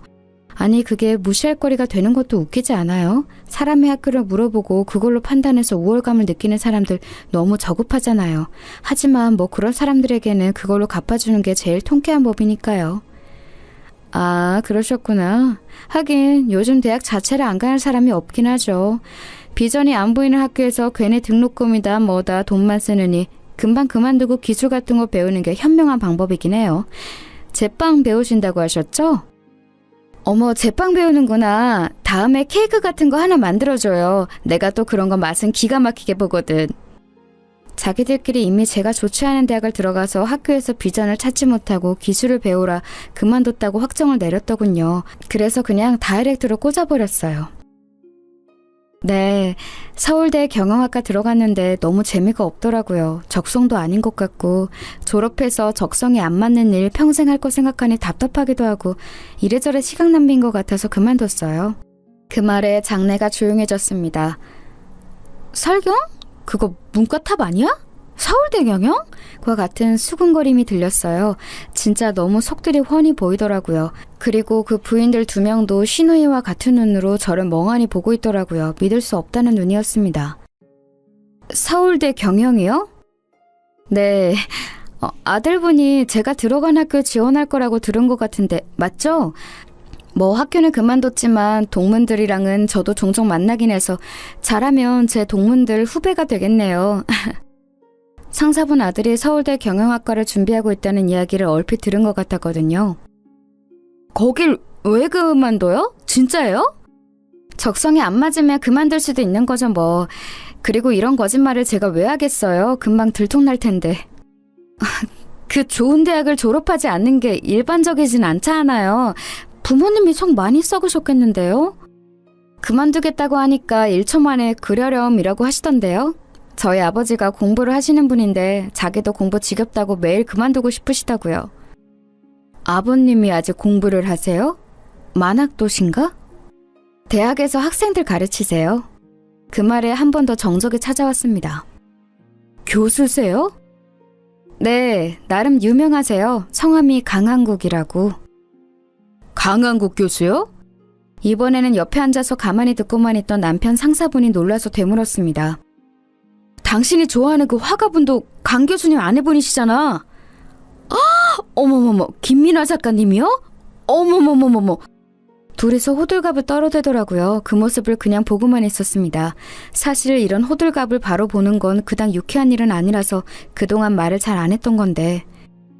이 사람아, 왜 진작 말을 안 했어? 장인 장모님이 그렇게 대단하신 분들인데. 그게 제가 대단한 게 아닌데요, 뭐. 어머님, 이번 전시회도 나 이번에 갈 건데. 저는 어머니 전시회 잘 안 다녀서. 그래도 이번에는 나오면 안 돼요? 어머니한테 인사 좀 하게. 순식간에 대화의 주제와 그 모임의 주인공이 저희 부부가 되었네요. 늘 이런 상황이 싫어서 비밀로 했던 거지만 이번에는 밝히고 싶었습니다. 그런 대단한 집을 왜 굳이 숨기시는 거예요? 사실은 이런 집안이다 하고 짠 하는 이런 상황을 즐기시는 건가? 남편의 동료 부인이 띠껍다는 듯 비꼬며 이야기하더군요. 그냥 웃음이 나왔습니다. 아니요, 저희 부모님이 누구라는 이유 하나만으로 이렇게 제가 주목을 받는 게 싫어서요. 대단한 건 저희 부모님이지 제가 아닌데요. 그러면 끝까지 말 안 하시는 게 맞는 거 아닌가요? 원래는 그러려고 했어요. 제가 기분만 안 나빴으면요. 기분이 왜 나빠요? 제가 어느 대학을 입학했는지 말도 하지 않았는데 지금 제빵 일을 하고 있다는 이유 하나만으로 제가 입학한 대학이 틀림없이 안 좋은 대학일 거라 판단하고 말하는 건 말이에요. 그리고 은연중에 제빵 일에 대한 무시가 깔려있는 느낌, 그런 걸로 저를 판단당하는 게 너무 기분이 나빠서요. 제 말에 그 동료 부인분의 얼굴이 수치심으로 붉어지는 게 보였습니다. 그리고 상사분, 부인분도 민망하셨던지 입을 다무시더군요. 물론 엄마를 소개시켜줄 마음이 없었지만 그 이야기는 더 꺼내지 않을 것 같아서 다행이라는 생각을 했습니다. 집으로 돌아오는 길에 남편이 웃으며 묻더라고요. 오늘 당신이 싫어하는 거 다 했네. 그 이후로 남편은 직장에서 완전 다른 대우를 받는다고 했습니다. 심지어 저희 아빠의 사유라는 게 위에 어느 분 귀에 들어갔는지 팬이라고 사인을 받아달라는 요청과 한번 사내 강의를 모시고 싶다는 부탁 같은 걸 해왔던 모양이에요. 남편이 왜 제가 어디 가서 부모님 이야기를 안 하는지 너무 알겠다고 공감해주더라고요. 아버지는 흔쾌히 남편의 회사에 강연을 나가기로 하셨어요. 그냥 그런 말도 들었다더라 라고만 말했지 해달라고 부탁은 하지 않았거든요. 그런데 요즘은 강의를 쉰 지 너무 오래되었고 학생들 아닌 사람들 앞에서 강의도 한번 해보고 싶으셨다고 말이죠. 그렇게 아버지가 남편 회사에 강의를 다녀오고 나서 남편은 회사에서 높으신 분들에게 돌아가면서 감사 인사를 받았다고 하더라고요. 그 이야기를 전해 들으셨는지 시댁에서도 고맙다는 전화를 받았습니다. 뭐 인맥이든 뭐든 쓸 수 있는 건 써가면서 사는 것도 나쁘지 않다는 생각이 들긴 했었어요. 그리고 얼마 뒤에 시누이가 말한 식사 자리가 있었어요. 아버지 지인인 학장님과 시누이 그리고 저 이렇게 세 사람이 말입니다. 아이고 은영아 이게 얼마만이냐 잘 지냈어? 저야 뭐 늘 좋죠. 아저씨도 건강하시죠? 그럼 아버지는 잘 지내시지? 두 분 자주 안 보세요? 나 보면 일하는 것 같다고 안 만나줘. 안식년을 제대로 만끽 중이잖아 그 사람. 하하호호거리며 이야기를 나누고 있는데 신우가 누가 봐도 끼고 싶어하는 얼굴로 저를 보고 있길래 말을 걸었습니다. 아 저희 형님이랑은 이미 인사도 다 하고 그랬지. 그럼 옳게 이야기도 많이 했어. 칭찬을 엄청 하시던데? 은영이가 좀 싹싹하고 착해야지. 내가 은영이 어렸을 때부터 은영이가 하는 말은 다 잘 들었어. 은영이가 하는 말은 다 맞았거든. 자네 그 신뢰를 높이 산 거야. 그럼요. 제가 옳게 복이 있네요.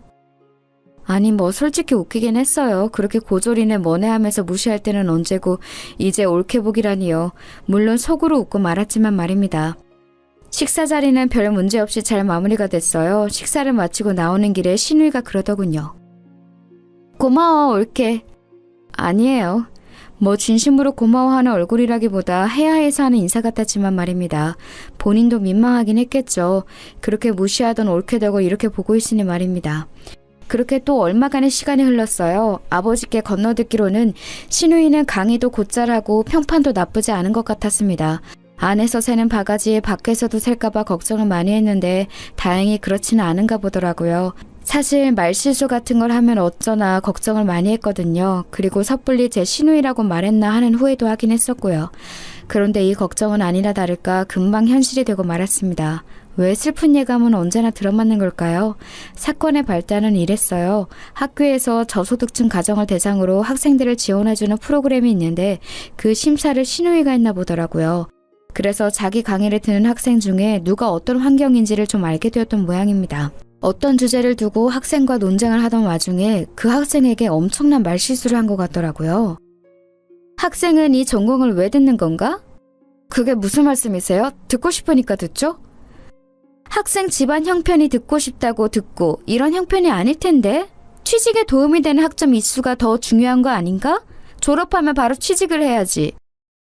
제 귀를 의심했습니다. 그런 생각을 한 것도 정말이지 이해할 수 없었지만 저는 제 신우이의 성품을 익히 알고 있으니까 그건 그렇다 치더라도 교수직이나 되는 사람이 학생들이 다 있는 자리에서 그런 저급한 말을 하다니요. 진짜 상상도 할 수 없는 일이 일어난 거였어요. 그 말을 들은 당사자는 물론이거니와 그 강의를 듣는 모든 학생들이 순간 벙쪘다고 하더군요. 자기가 지금 무슨 말을 들었나 싶어서 말입니다. 학교는 그야말로 발칵 뒤집어졌습니다. 학교 게시판에 들이 올라오고 청원이 올라오고 대자보가 붙었어요. 요즘 같은 세상에 학생의 형편이나 집안 환경으로 자신의 우월감을 뽐내는 사람이 교수라니, 그것도 다른 학생들이 모두 듣는 강의에서 그런 발언을 한 신우이의 몰상식함에 모두가 경악을 금치 못했습니다. 지금 이 말을 하고 있는 저도 계속 어이가 없는데 다른 사람들은 물론 더 하겠죠. 신우이의 진짜 모습을 모르는 사람들 말이에요. 아저씨, 제가 정말 죄송합니다. 네가 잘못한 일은 아니지 않니? 하지만 나는 네가 걱정이구나, 은영아. 아저씨는 제가 그런 사람이 있는 집에 시집을 간 걸 걱정하고 있는 것 같았습니다. 그건 어머니, 아버지도 마찬가지였어요. 저희 부모님도 그 발언을 듣고 정말 경악을 금치 못하셨거든요. 어차피 1년에 몇 번 만나지도 않아요. 저희 집에서 유별난 사람이니까 걱정 마세요. 다들 좋으신 분들이에요. 걱정하는 부모님께 제가 어디 참고 살 사람이냐고 신우이만 그런 거다라고 몇 번을 말했는지 몰라요. 아무튼 그렇게 여기저기 전화를 받으며 저도 하기 싫은 이야기들을 해야 할 때쯤 신우이가 찾아왔습니다. 연락도 없이 말이죠.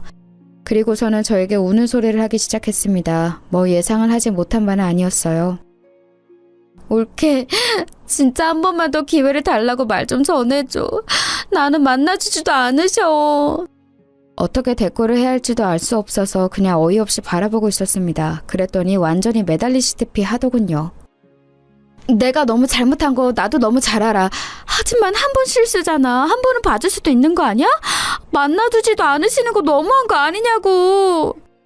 울면서 그렇게 말하더라고요. 너무 큰 말실수고 여기저기 기사까지 뜬 일이라 바로 징계위가 열렸고 교수 해임 쪽으로 결론이 난 것 같더라고요. 학교 입장에서는 당연한 처사였습니다. 데려온 지 얼마 되지도 않은 새파랗게 어린 교수가 이런 대형 사고를 친 거니까 말입니다. 울며 저에게 빌고 있는 신우이를 보며 담담한 어조로 말했어요.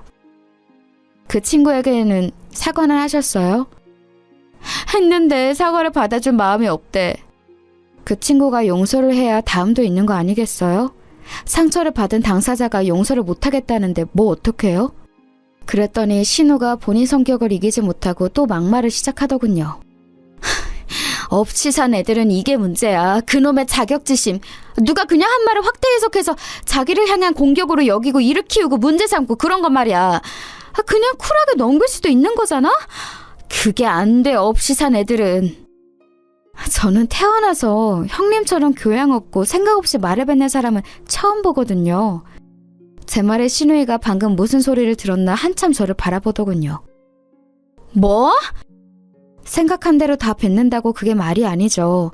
형님은 남을 상처 주는 말을 아무렇지 않게 하면서 자기 좀 안 좋은 소리 들었다고 이렇게 역정을 내시는데, 그 친구는 자기가 잘못하지도 않은 일로 그렇게 모욕적인 말을 들은 거니까요. 당연히 용서가 안 되는 거 아니겠어요?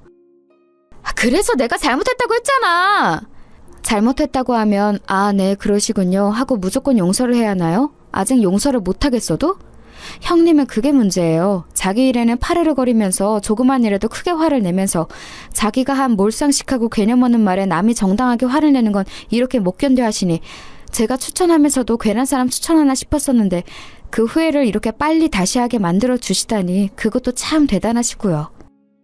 그래서 지금 학장님께 내 이야기를 해줄 수 없다는 말이야? 네. 제 그 말에 신우의 얼굴을 험악해지기 시작하더군요. 그래도 그치지 않고 말을 이어갔습니다. 학장님이 별 문제 삼지 않는다고 해도 제가 찾아가서 형님은 그 자리에 맞는 인재가 아니라고 제가 한 말은 물러야 할 판국에 뭐라고요? 저보고 다시 전화해서 형님 부탁을 해달라고요?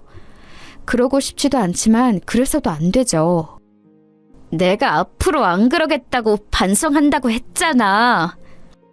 이를 악물고 말하더군요. 웃음이 나왔습니다. 지금 형님의 태도는 반성하려는 사람의 태도도 아니거니와 그렇다고 해도 잘못에 대한 대가는 치르셔야죠. 저는 형님을 소개시켜준 걸로 이미 신뢰를 잃었어요. 저한테도 사과하셔야 해요. 제가 절대로 안 해줄 거라는 걸 알았는지 벌떡 일어나더군요. 그리고는 다시 그 전에 저를 무시하고 막대하던 신우의 모습으로 돌변해 있었습니다. 역시 짐작대로였어요. 너같이 하등 쓸모없는 게 옳게라고 봐줬더니 지 집안이 좀 괜찮다고 신우의 말을 이렇게 무시를 해?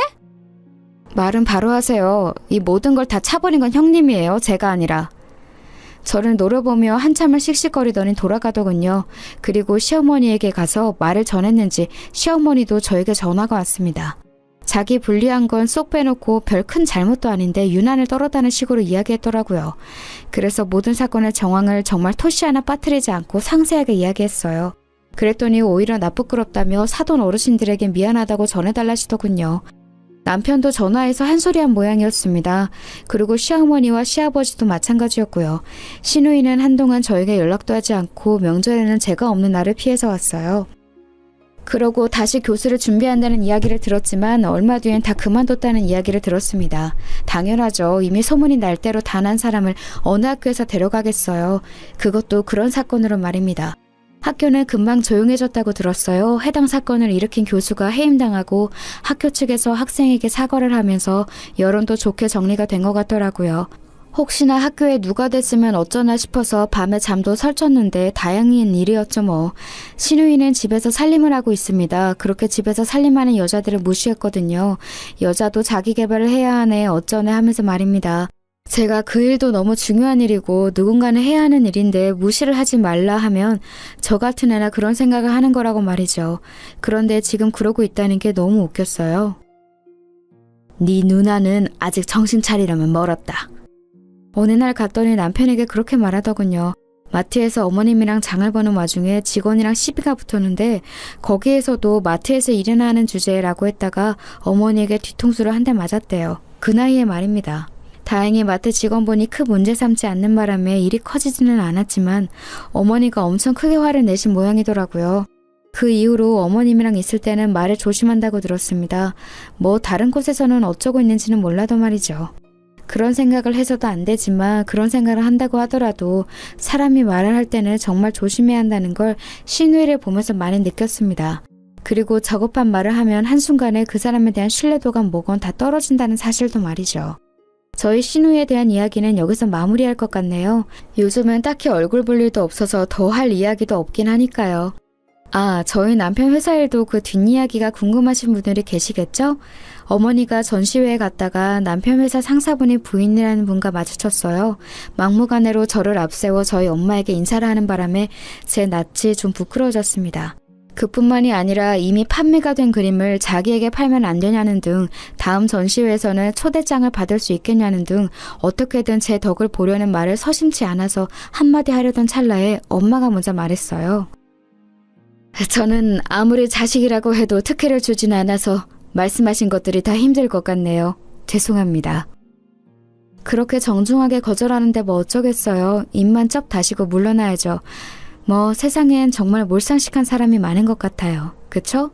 저는 조만간 제 가게를 엽니다. 모든 사람들이 그 좋은 대학을 그만두고 그런 일을 하냐 손가락질하고 간섭했던 일이었지만 저는 학교를 다니며 공부만 하던 시절보다 정말 수억 배도 행복하거든요. 제 인생인데 제가 행복해야 하는 거잖아요. 좋아하는 일을 즐기면서 하니 재미도 있고 자신감도 넘칩니다. 매일매일이 새롭게 즐거워요. 이 이야기를 듣는 분들도 혹시나 하고 싶은 게 있고 그걸로 이루고자 하는 바가 확실하다면 한 번쯤을 도전해보는 것도 좋지 않을까요? 어차피 한 번밖에 못 사는 인생이잖아요. 그리고 살아가면서 다들 남들에게 상처를 줄 말은 하지 않았으면 좋겠어요. 누군가에게 그냥 뱉는 말이 누군가에겐 평생 남기도 하니까 말이죠. 제가 저희 학교 이야기를 그 누구에게도 하고 싶지 않아 하는 것처럼 말입니다. 제 이야기를 재밌게 들어주셨으면 그보다 더 좋을 건 없을 것 같습니다. 그리고 혹시나 남는 게 있으셨다면 그건 더 좋을 것 같아요. 긴 이야기 끝까지 들어주셔서 감사합니다.